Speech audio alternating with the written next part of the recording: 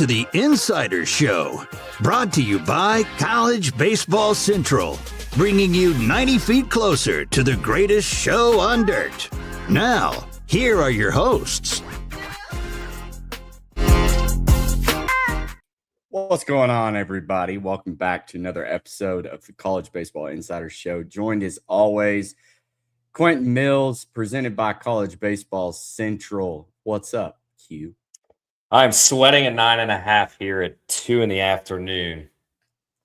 And two offenses, one starting to get it going, one has got it going all season except for today. So that's always fun to start the early sweats.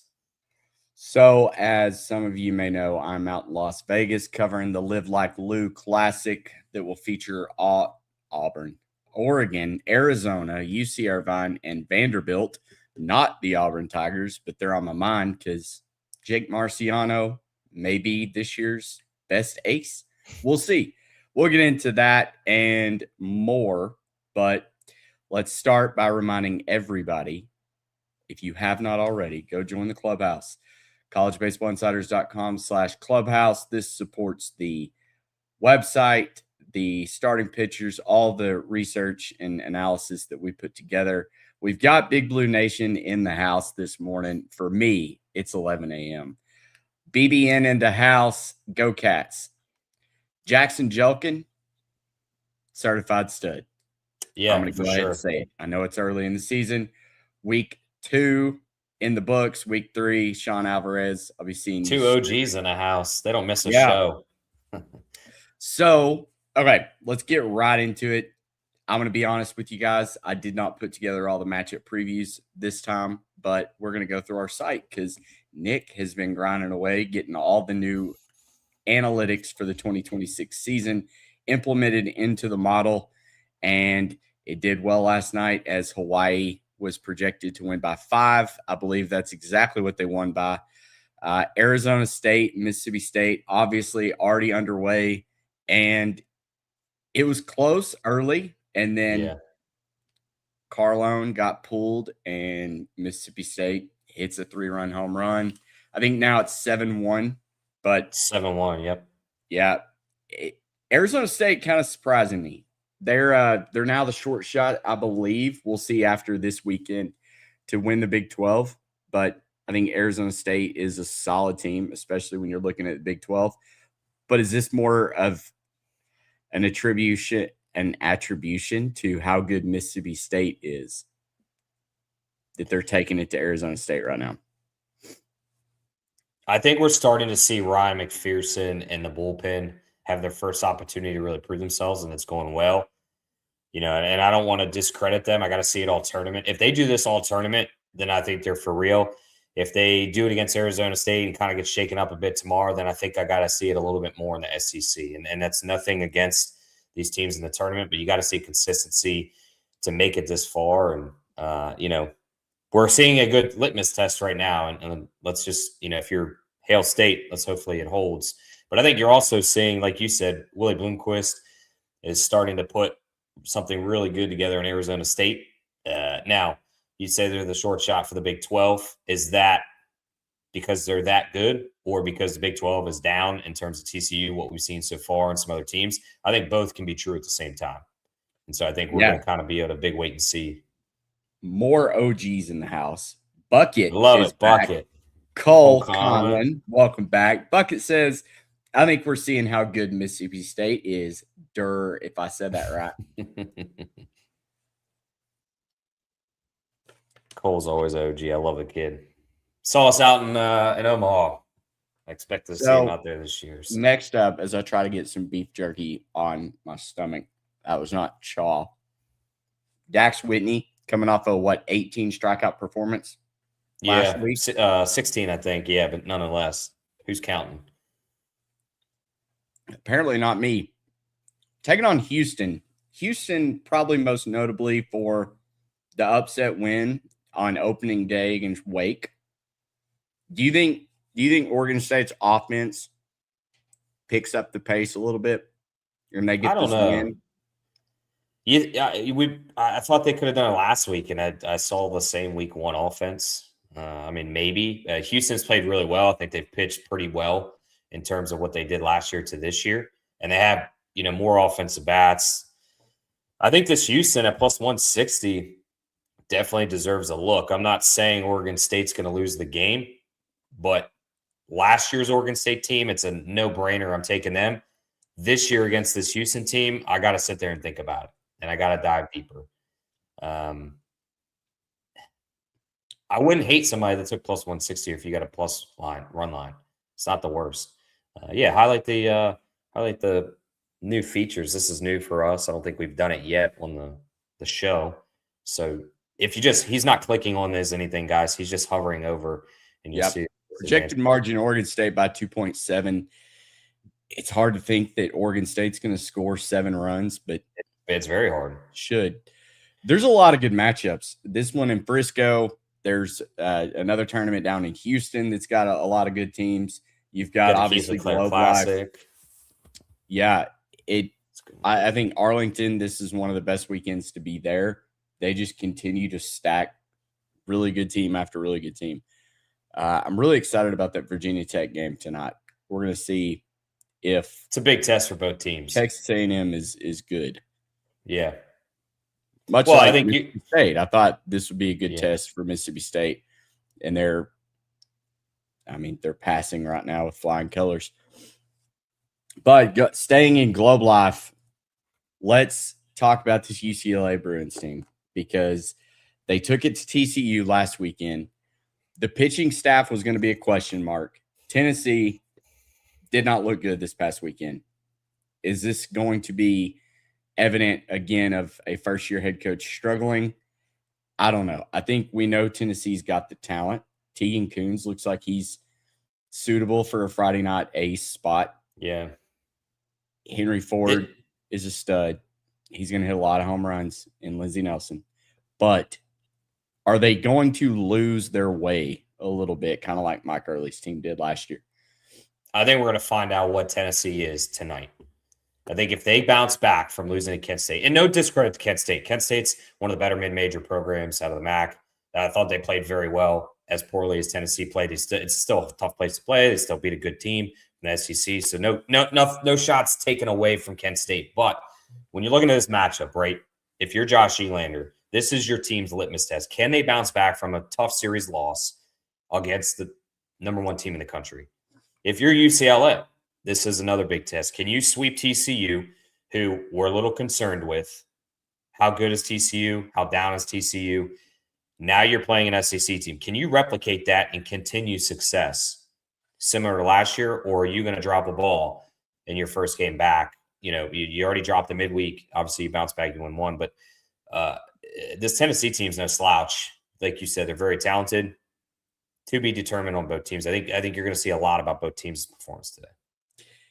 I think the projections have Tennessee favored by a run and a half. And I think a lot of that is Tegan Kuhns and the pitching staff for Tennessee. I think they're just better. Offensively, you got to give UCLA the edge, though, especially in that bigger ballpark. I think they have more dudes. But also in that bigger ballpark, pitching is usually what wins you the game. That's fair. Yeah. So that being said, I'm split on it. I think UCLA wins, but the projection has Tennessee, and I don't want to fight that yet. I've still got to wait and see. I know it's still a small sample size, but here's an interesting game. Analytics guy. This is one of the I had Arkansas in UT Arlington, but I took it off because if Arkansas doesn't score 10 runs a game for the next 3 days, they're done. Iowa, Alabama. And if you looked at our chart of the quadrants, Iowa has an offense. If you have not paid attention, we know Alabama does. You've heard of Justin LeBron. He's pretty good. I think this game flies over. The site projects this at 13 and a half runs. This is where a line out there for 11. Yeah. Yeah, it was 11. These are 2 good offenses. Pitching staffs, they're okay. But I think that's an over game playing in Frisco.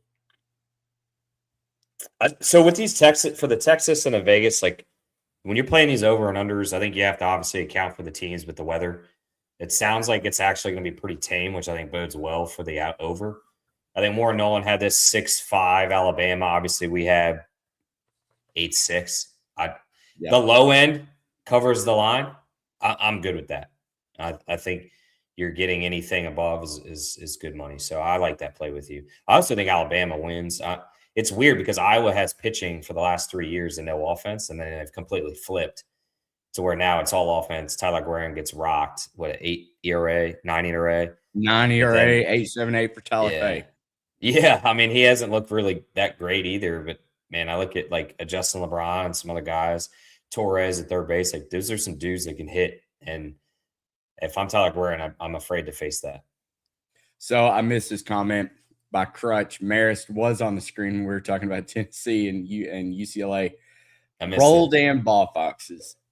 And then Todd said, who is each of your best bets today and tomorrow for this weekend's lineup? I like Clemson a lot because of USC Junior. That's funny. That's funny. We're gonna have That's a tough program. I don't think Palmineri survives this year. That's not a bold take. I think it's an accurate take. If we're strictly limiting to only this card, what if you give me Alabama -1.5 for today? If you're talking about a series, I think Florida money line 2 out of the 3 is the play because I think you're going to get a good number. So I will get to mine in a minute. The one that didn't make this card that I'm on is Florida Gulf Coast. If you saw my Twitter, I got a -150. Evan Dempsey, 2A player of the year. He's on the mound. I love them in this spot. I think Boston College, like I said on VSiN this morning, they're still thawing out. So let's roll with Florida Gulf Coast. That's a sneaky team. They can rake the ball. They can. 135 weighted runs created plus 059 Sierra for Dempsey. Stud. All right. Ole Miss, Steven Stahl versus Hunter Elliott. Ole Miss and Baylor down in Houston. I think this could be all Ole Miss. I would not be surprised if – I mean, the site has it, -3.5 for Ole Miss. So I think it could be comparable more to what I'm thinking. But I think Hunter Elliott is going to cool off this Baylor offense. It kind of got off to a hot start, mainly because of Tice Armstrong's 3 Grand Slam game. But a little skewed on the weighted runs created, but still, I think Ole Miss is just far and away better. And that led me to putting together a Aces We Can Trust list. And I've got Jackson Jelkin of Kentucky, Hunter Elliott of Ole Miss, Dax Whitney of Oregon State, Jake Marciano with Auburn, Jackson Flora with UC Santa Barbara, Aiden Canuck with Clemson, and Gabe Gackle for Arkansas, especially piggybacked with Cole Gibbler. I think it's going to be really hard to beat that team on Fridays. But those are your 2-3 parlay pieces that you can put together that I feel comfortable with right now. Now, there's other guys that are still good aces out there. I just am not completely sold yet on whether or not they're going to be like this is a reach, but Paul Skeens and Rhett Lauder, where you can just confidently say, all right, I'm plugging this in. Yeah. So a lot of people don't realize too, Elliott got rocked for 4 or 5 earned runs last week. So, a guy who's as successful as he is, he's due for a prime breakout spot in a big league stadium. It's kind of their bigger games there. Like, you tell me you put him on a bigger stage, he doesn't rock out tonight, you'd be a fool. So Clemson and USC Junior, as Todd said. Wasn't Gunther their closer? I don't know. South Carolina has completely fallen apart. I can't tell who's the closer, who's the starter. The Maneri experience. I don't think Maneri stays long. 7.88 ERA. Aiden Canuck, not the sharpest. I know he's got a 0 ERA, but only throwing 8 innings through 2 starts. Are they going to stretch him a little bit longer? I think that's kind of the biggest question mark for me. Strikeout rate is really good, but I need to see him shove. I know I added him to my Aces We Can Trust. The site only has a -0.5 run. So maybe some home field advantage coming in play for the Gamecocks. It is in-state rivalry. Clemson owns the series. They may come up a little bit, but I still think Clemson's a better team. I do too. All right, so the big one. You've been waiting on it. I've been waiting on it. I'm on Miami, money line, minus 130. And that's not a fade on Q. That is a fade I think it's the play. Liam Peterson. Coincidentally enough, though, I think Florida wins this series. I mean, it's going to go Miami, Florida, and then that Sunday game. I think it's a coin flip. I wouldn't be surprised if Florida comes out swinging and Miami kind of lays an egg. I can tell you who's going to pitch in that game. It's going to be Cooper Walls and Tate Darius.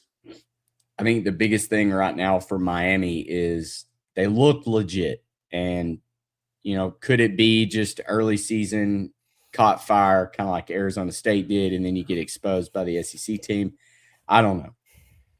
Liam Peterson hasn't looked the sharpest. His Sierra's not that good. I would feel better about backing him if maybe the under the hood numbers were better, but they're not. I mean,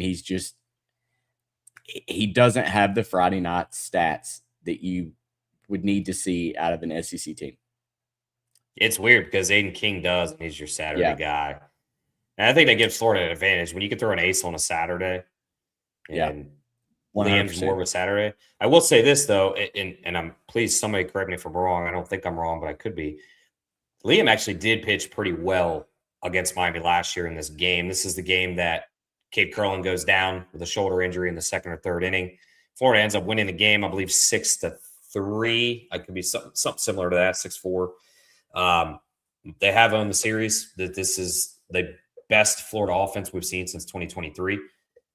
They're going to lose a game. Both teams are going to lose, right? Like, does Miami's luck run out? They've won 2 or 3 games in the 9th inning where they've put up 5 and 7 runs. Like, at some point, that luck's got to run out. I'm not saying it's going to be tonight, but I think in the series overall, it's going to run out. I think it's going to be a 2-1 series, Florida. So this one just sad, this next matchup, because I thought looking ahead in the preseason, I had this one circled. You got who I thought was going to be like Luke Harrison versus Cam Flukie.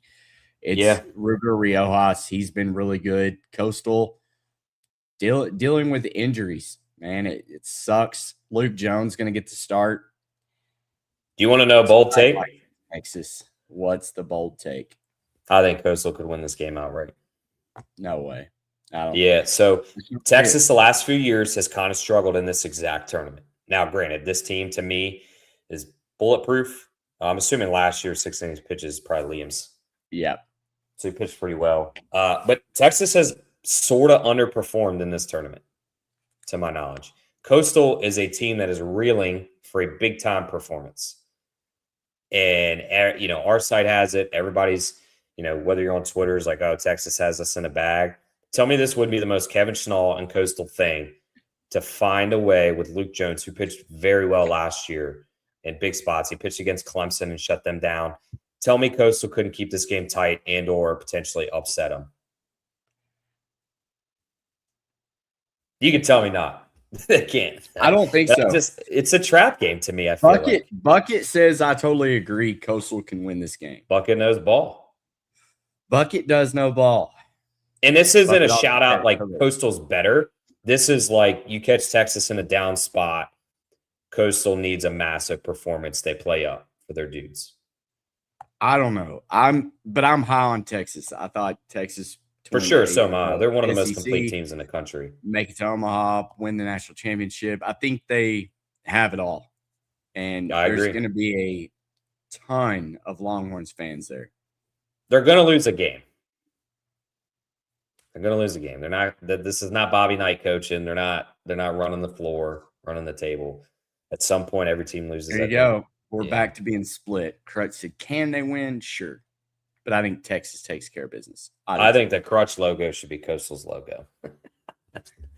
Oh, that's terrible. All right. Last but not next least, to it, yeah. Virginia Tech, Brett Renfro, Shane Sadeo. A&M looks good. I know it's early, like a unit. but like Mississippi State, Tennessee, Georgia, A&M. These were all question mark teams for me coming into the season, and they all look good.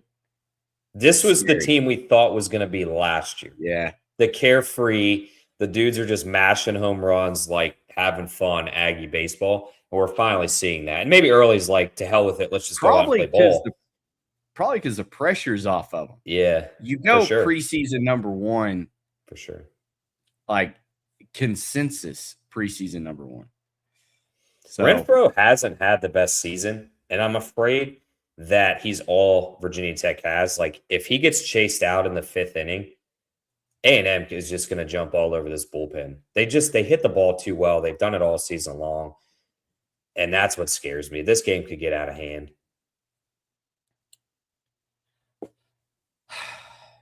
You think this game can get out of hand, but you think Coastal's going to beat Texas? I think Coastal's probably overall a better team than Virginia Tech. I think so when they're healthy. Virginia Tech, though, burned me on that Brett Renfro start and then turned around and won the series against Rutgers. Yeah, where they lose like 16-1, something. I mean, it was wild. Yeah. But I was listening to the coaches' interviews before, and I think as far as like top to bottom, this weekend, the Arlington teams are some of the best competition you're going to get. This is probably the best weekend of the tournament history. And I like that it's mixed. So like opening weekend, it was just Big 12 and SEC. Now you kind of get a feel of everybody. And yeah, I like it. Big 12's represented, ACC, SEC. It's kind of like a mini tournament, like mini Power 4 tournament. This is like College World Series. Do you know, you've been there, I haven't, so I haven't talked to anybody, and I know I'm probably killing time, but are these invite only, or do these teams put in bids to be in this tournament? I don't know. That's a good, I'd be curious to know that invite. Question. Like, I know Arkansas has a long-standing invitation to be there. Yeah. I know certain ones. But, like, I would love to see, like, North Carolina in that tournament. Just an absolute dog. NC State would be another good one. Just such a grimy team. And nothing against Tech. I'm just curious how that process folds out. So the late game tonight, this one is really, really interesting because Arizona's looked so bad. But would it shock you if Kremkowski figures it out and throws a gem and they beat Oregon? Jensen Lewis asked me about this today. So he now it was a little more broad. He was like, you can get him just to make Omaha 80-1. They have the pitching. Like, there's no question about that. They've been in every game they've played. The problem is they can't hit the ball at the infield. If they could figure it out in the Big 12, like there's obviously they're not even in play. They could win the Big 12, catch an easy bid, and like somehow find their way like one of those 2024 Floridas or like 20, NC State teams that you're like, oh, this team's a dud 3 and they make it. Thanks, Todd. Yeah. I think you put a couple dollars on 80-1, right? You got an 8-team chance for a team that all they need is a couple bats. Yeah, last year I was out here for this tournament and it was weird. I think it was Texas Tech, Texas. I'm trying to remember who else. But like I remember Texas Tech really struggled and then they had like one explosive game. Yeah. Jared Spencer pitched really well for Texas, and that was kind of the first time I started buying into the Longhorns last year. I remember who else was out there. Texas hang a 20 spot on somebody last year in this tournament. It's a fun tournament. That ballpark is super nice, and I think the common theory is that the ball flies because of the thin air and wind, but wind's blowing 5 miles an hour right now. It has gusts up to 8. That's not enough to like swing a total. It was over city last year though. It was 11.5 earlier. Now it's up to 14.5 in this Vandy game. Projections 5-5. Like Trevor Hansen and Connor Fennell. Do you really think that that this game is going to turn into a shootout with those two on the mound? No, not this specific matchup. No, I don't. I think it's inflated because of Vegas. These are two offenses that they may have a game or two where they put up runs, but they don't. Yeah, I saw that. Yeah, Noah B's on it. Who is it's not wrong. Yeah, step up? I don't know. There isn't. There is no. Noah's absolutely right. There's nobody that obviously steps up, and that's part of your issue. Last year they had a couple guys. Vandy, I mean, I got to see more. Vanderbilt looked terrible the opening weekend in Arlington and then kind of turned it on. Their offense looked formidable. I think Barcy did travel with the team. I don't know how much he's going to play this weekend, but I think getting him back will help. I don't know. I'm completely torn on this. I don't think they're going to match the ball against Irvine's pitching. I can make a case for Vandy. I don't know. I think it's a good pitching matchup. I think if both guys cruise through 5 innings, this is a 1-2, 0-1 type game through 5. And then it'll just be this game. Yeah. This game, you'll go through 5 innings by the time you're done with the chicken tenders. Irvine. Yeah. Best tenders in the league. Yeah. Cal's not good. I'm sorry. They're not a good team.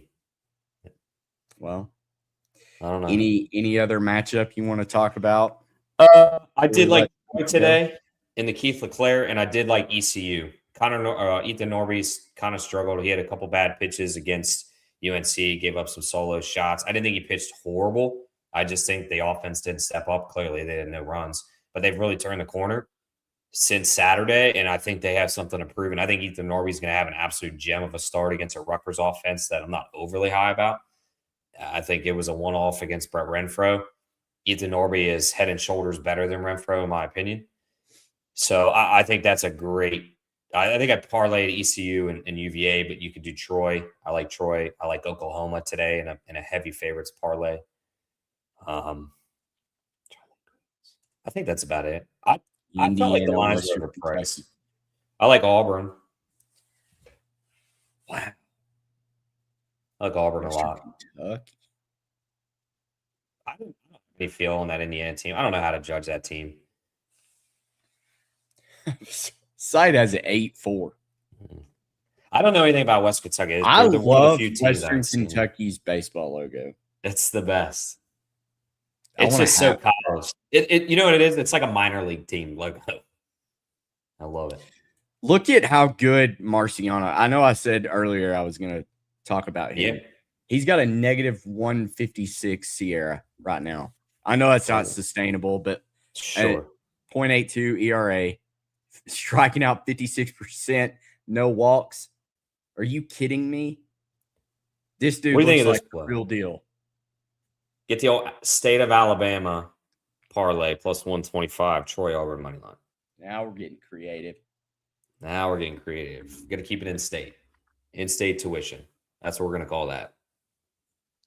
2 of USC NT's 4 starters was Norby and Renfro.